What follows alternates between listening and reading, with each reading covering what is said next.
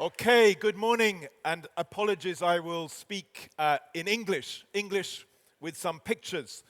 And thank you to Cerved, thank you to you for being here, and thank you for taking pity on someone coming from a country which doesn't know where it will be at the end of the year to talk to you about the future. It's very kind of you. So, I work for an organization, Nesta, in the UK, and we have a sister here in Italy, Nesta Italia. We are an investor in technology, a thinker about technologies, a promoter of technology.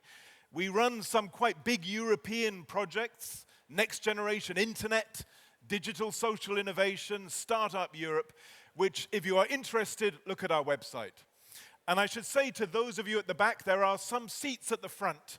So if you would like to come forward, please don't be shy. I'm going to talk about three things which I hope will challenge you and start a conversation. Three questions which I think are not asked enough in the digital world. And they're all about connection. One is, how do we connect good answers and technologies to better questions? One is, how do we combine technologies into assemblies or wholes which create value? And then crucially, how, as a business or a sector, do you connect with all the sources of intelligence which could be useful to you? But I'm going to start with a picture. I hope this works. Does anybody here know what this is a picture of? Is it a hospital? Is it a prison? Is it a bureaucracy? This is the birthplace of the digital world. This is Bell Labs, creator of the microprocessor, a whole surge of technologies which in the next 60 or 70 years have transformed our world. Everything here in some ways comes back to this. And yet this looks really weird to us.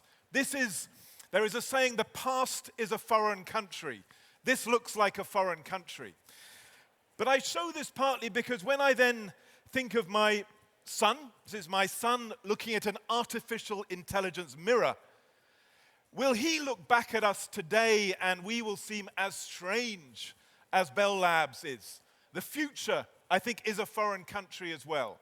And we have to be humble in thinking about what it might mean.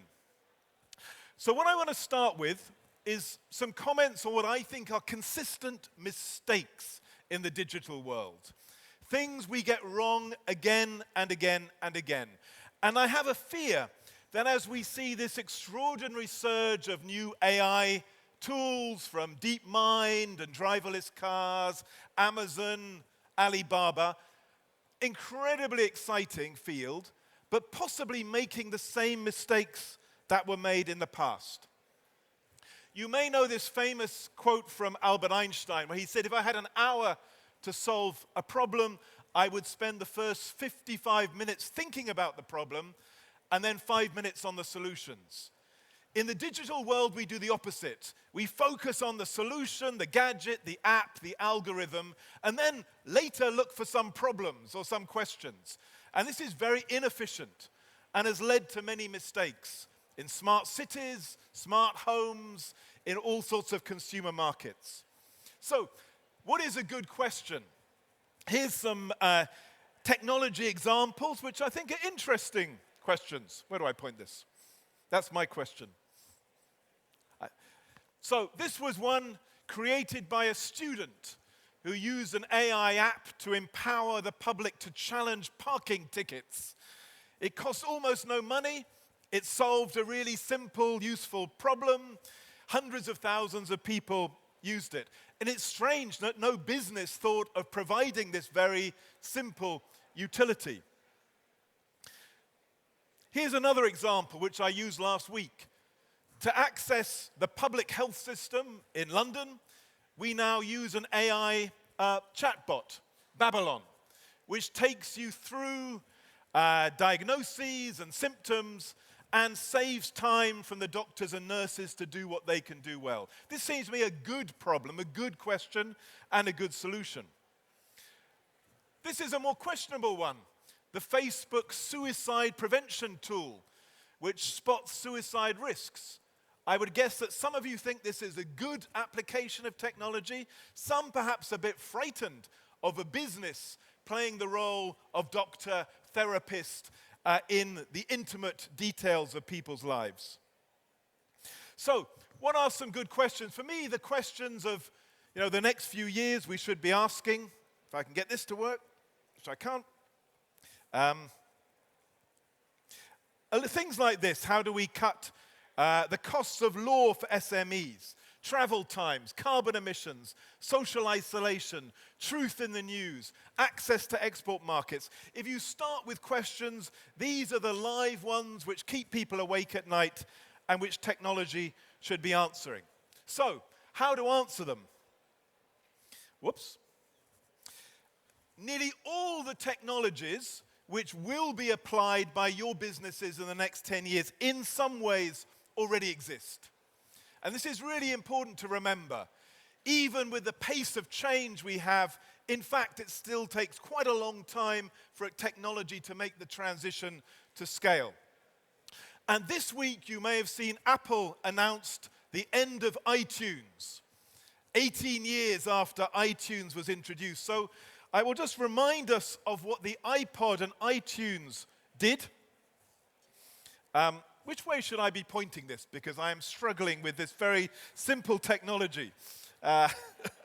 So if you look at the iPod and iTunes, often we think of them as the brilliant creation of Steve Jobs and Johnny Ive, but that's completely wrong. If you look at where they came from, what they did was assemble a series of existing things. There were many digital music devices before. Germany had done MPEG compression. Sony had the Walkman. Napster had invented the structure of music. And then Foxconn pioneered the manufacturing tools. What Apple did was combine already maturing technologies in a really useful way. And so much of digital innovation is much more like this than a dramatically new, out-of-the-box invention. So most of the answers to good questions already exist in some ways. Let me give a few examples of fields I think are very live and interesting where this is happening. So first of all, this is a picture from a company called Ocado, which is one of the few real challenges to Amazon, with automated warehouses and experimenting with swarm robotics, turning robots into swarms which can collaborate in moving objects around in an interconnected, collective way, rather than the lines of robots of the car factory of today or 10 years ago. This is a connecting, assembling task which delivers big efficiencies in factories, in warehouses, and increasingly on our roads. A very different example we're working on at Nesta is around drones and the future of mobility. And here too, we have some wonderful future visions, science fiction from the 50s, if you like, and a very practical question: how do you turn a city like Milan? I can't even switch it on and off, which is usually the solution. Perhaps if I wave, you could click it forward. Yeah, thank you. So we're working with cities, the drone industry, retailers, to together work out not only the technology applications, but also the regulations on noise and sight and safety, which will allow us to move to a future where drones are doing retail deliveries, where they're doing hospital supplies, where they are monitoring infrastructure. But you can't do it just from the technology alone. If you don't at the same time fix the rules, the data, then the technology will fail. And this is just a map of some of the regulatory issues we are dealing with of drones beyond line of sight. And it's an example where we need a new model of innovation, which is much more systemic in nature. A very different example is connecting technology and social need. This is becoming a big topic. social digital innovation. The United Nations has an AI for Good event this month, quite near here, well, quite near in Geneva. So here's one example of what I mean of combining elements to create something useful. So one of the problems we all have, if one of you has a heart attack today, your chances of survival are about 50% if you have it in a hospital. Whoops, go back one. You go back. And they fall to about 10% if you are on the street. So what we've developed is a method of smartphone-activated medics, where if you are trained in first aid and someone here calls for an ambulance, at the same time it finds a trained volunteer in the same cell, shows them on their smartphone where to go, and they can almost always get to the patient more quickly than the ambulance, which may take 10, 12 minutes, and every minute maybe nearly 10% greater likelihood of death. So huge value from doing this well, and then showing where the nearest defibrillator is, showing the nearest hospital, using maturing technology to create a social value. And what's been interesting about Good Sam is that we put this out as open source software, and it has already spread all over the world, 30 countries, including Italy, using it, thousands of volunteers, creating a great deal of value at relatively low cost. So if any of your businesses have CSR programs, we need more things like this, where existing or maturing technologies are being mined for potential social value at scale, and to be done in simple ways which are very scalable. Now, a really important field, which I think is not happening much in Italy, but could, is what we call anticipatory regulation. How do you better connect the innovators and entrepreneurs in fields like finance or energy or transport to the people making the rules in Rome or Milan? And we have developed this whole framework of anticipatory regulation where we encourage the regulators to work with the innovators, to use sandboxes, test beds, experimental methods to help the innovator try out their new idea without bumping into a law or a regulation. And an example of that we've been doing for the last 4 years is in banking. The regulator required the banks to open up small business data so they could control it and could give it to third parties. They funded through Nesta a program to support fintech innovators to create products and services to help small businesses use that data. And that in this way we get more competition, more innovation, more creativity in the management of finance. But it's the regulator, who usually are the enemy of innovation, become the ally, the agent of innovation.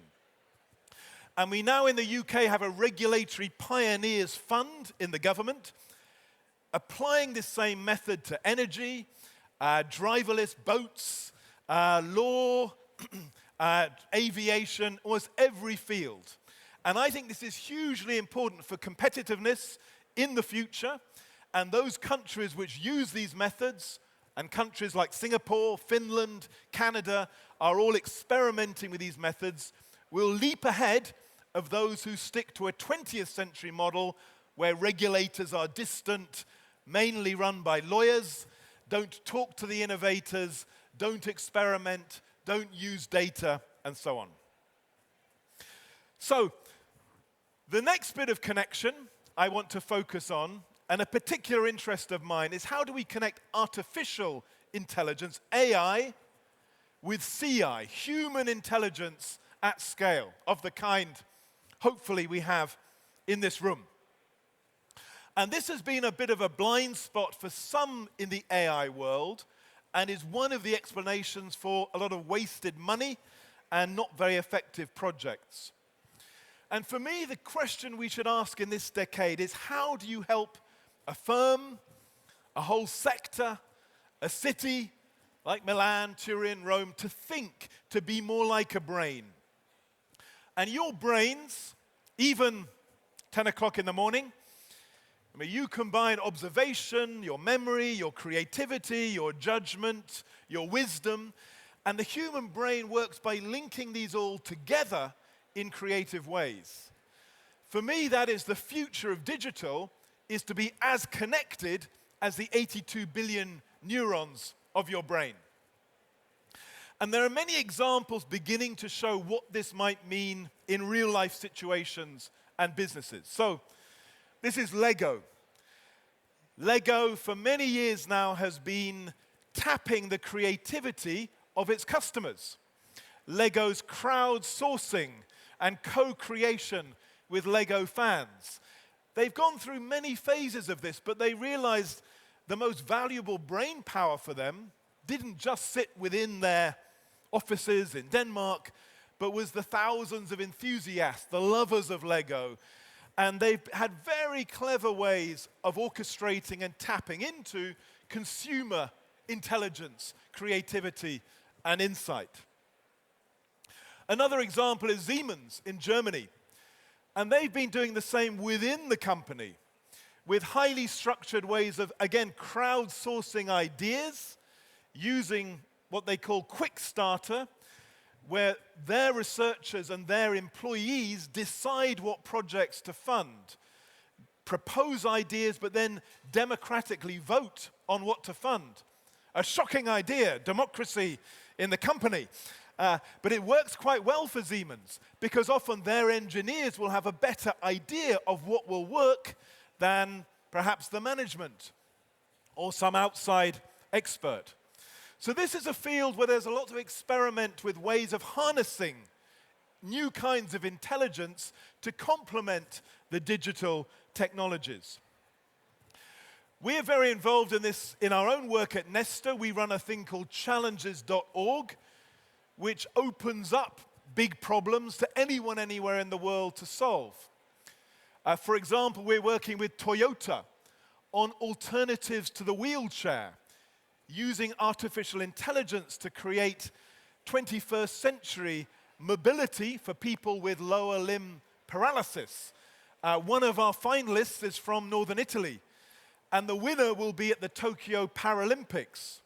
But all of the great projects are coming from around the world, not from the top universities or big companies, but from the people with the best ideas. And so we try and find those best ideas. NASA in the US does this as a matter of course, whether it's developing software or new spacesuits or even corporate videos. They have embraced collective intelligence as a method, trying to tap into ideas from students or programmers or inventors, again, all over the world. They don't have to be American still, I think. Donald Trump may introduce a requirement that they will only fund Americans, but for now, NASA sees the world as a resource to harness. Now, how many companies do this? How many companies are as systematic in harvesting the brilliance of the world? And then there are really good examples of organizing collective memory in new ways. This is one we funded at Nesta called WikiHouse, which organizes the world's architectural memory. So if you are wanting to build a new house, you can find designs here, you download them, use them, and then when you've built your house, you upload yours. So it is a collective intelligence approach to architecture. So where does this all go? For me, the crucial next step in digital is what I call intelligence assemblies. How do we combine together data and observations, models and predictions, analysis, memory, and creativity? And I think any company, any sector, whether it's marketing or construction or medical instruments, needs to be thinking of its own equivalent assembly so that, like your own brains, the many elements of intelligence can be combined together. And I think in 10 years' time this will be obvious, and we will see so many digital projects which are only about data or only about prediction as not very effective. We have some good examples. So Google Maps, which you may have used to find megawatt, is a good example of a business creating an intelligence assembly. Google did not have many of the skills needed to create Google Maps. They have a fantastic search engine, but they bought a whole series of startups which had complementary skills and technologies, scrollable screens, Street View, Google Earth. They used open APIs, so they could tap into the creativity of thousands of programmers creating websites. We used Google Map Maker, so the public filled in the missing bits of the map, and in this way they create something incredibly useful, incredibly simple, but it's an assembly. It's not one product or one service. It's a bit like the iPod. It's combining many elements in a really useful way. And that's the paradigm, I think, for some of the key business opportunities of the next few years. There are interesting versions of this happening around the world. This is one in China, the city brain. Alibaba is working in cities like Hangzhou, Shenzhen, Kuala Lumpur to turn the city into a brain, linking traffic lights, security, transport flows, so it becomes a bit more like a thinking system. And we're interested in examples around the world which are doing this kind of assembly work in promising ways. There's quite a few in the environment. So Cisco, with NASA, a few years ago attempted a global planetary skin to monitor forests and oceans and atmosphere. Europe has Copernicus, which we spend billions of euro on, which in some ways is an amazing satellite-based observatory of our ecosystems, but not really plugged into business, probably not really linked into use and learning, and so not having anything like as much use value as it could. There are interesting examples too in healthcare. This is one which monitors the state of bacteria and bacterial infections in subway systems around the world. This is the map of the New York subway system, showing what germs, what bacteria you can find in different places. They include various strains of plague. If you look at this closely, you will never travel on the New York subway ever again. And they have 80 cities now combining into a global assembly so that we can see when antibiotic resistance starts taking hold, and therefore a big threat to human life. And if antibiotic resistance becomes common, tens of millions of people will die in the next 20 or 30 years. So again, this is a small example of thinking in a connected way, thinking in assemblies. Now, one we are working on in the UK and across Europe, which I hope might be of interest to you, is applying this thinking to labor markets. How do we create an intelligence assembly for jobs and careers and skills to help maybe the construction sector of Milan to plan its future, or a company needing to think ahead about what skills to provide, who to recruit, or to help a school child decide what subjects to learn to ensure they will be in a job when they are 30 or 40 years old. And we call this open jobs. And we have built prototypes which scan all of the job advertisements in the UK, 40 million plus job adverts. We break them down by pay, by skill requirement, by sector. We use the data to create a taxonomy. This is the really boring stuff, but really important. A way of labeling skills in software engineering or data design. We have then linked this through to forecasts which jobs will grow, which will shrink, what skills will be more in demand in 10 years' time and less. And this was a very big exercise done in the US and the UK, even tweeted by Ivanka Trump, but it's still credible. And this helps us see through combining algorithms, analyzing future jobs, but also expert groups and practitioners making sense of the algorithms, we get a picture of which jobs are vulnerable, which jobs will grow, and so on. And there are some surprising pictures. So, for example, in digital skills, most of the digital skills provision in the US and UK is digital skills which are likely to decline in demand in the next 10 years. They are skills in a lot of Microsoft products, accounting software, things like that, which will be much more automated very soon. Whereas skills in things like animation are almost certain to grow in demand. So we can use these tools to get a much more fine-grained picture of what's needed. And this is a list of some of the skills which are most likely to be more in demand in 2030 as AI, automation sweeps through the economy. We will need more people with judgment, who can think in systems, who are creative, who can work in teams and collaborate. Very different from what most schools are teaching at the moment, which is a curriculum for, I think, the past and not the future.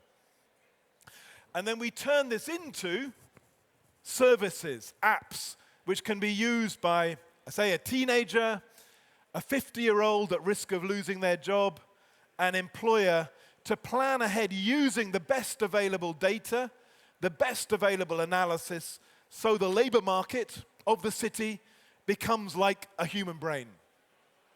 And we call this a Google Maps for jobs, skills, and careers. So with Google Maps, you can say, I am here, I want to be there, and it will tell you the different journeys you can take. We think people need the same for their own lives, their own careers. So they can say, here I am, a 33-year-old marketing executive, I would like to be here, and it will tell you what skills and experience you need to get there. So all of this is really about how we get better at not just digital technology design, but what we call intelligence design. The design not just of products or clothes or cars, but the design of whole systems which are intelligent. And those systems will always combine a human element, but also a machine element and data. And at the moment, we lack the places, the universities, the companies, which are really good at intelligence design, and that's why sometimes things go wrong. So, to all of you, these are my questions. My first is, what are your best questions? I'm sure you all have good answers, good technologies, but what questions are they answering? What real compelling needs are they meeting? I hope you are not like the people who worked on smart homes and whose best example used to be a refrigerator which could tell you when you needed to buy milk. I've never met anyone who needed a refrigerator which could tell them when they could buy milk. This is an example of a bad question. We need good questions. What is already out there that you are ready to assemble and to bring together, like an iPod or a Google Maps, into forms which are truly useful for people? And then what is the intelligence out there which you could be mobilizing, you could be harnessing? Again, data, machine, but also human intelligence of your employees, of your customers, of your supply chains. Most businesses are hardly using that at all, and yet that is often the most valuable resource they could have. If you ask the people of Europe about artificial intelligence, about half of them now say AI is a threat comparable to nuclear weapons and chemical weapons. Much of what we are talking about today, the people out there see as bad, threatening their jobs, threatening their news, threatening their democracy. So for the generation of my son and your children and you, we have to do better. We have to make sure that we are applying the amazing brain power of the digital world to the things that really matter in ways which really create value and make our societies and economies really intelligent. Because the great paradox of our times, and I say this not just because we had Donald Trump in London this week, is that often the places with the smartest technology and the smartest organizations can do incredibly stupid things collectively. And that's what we have to immunize ourselves against. Thank you.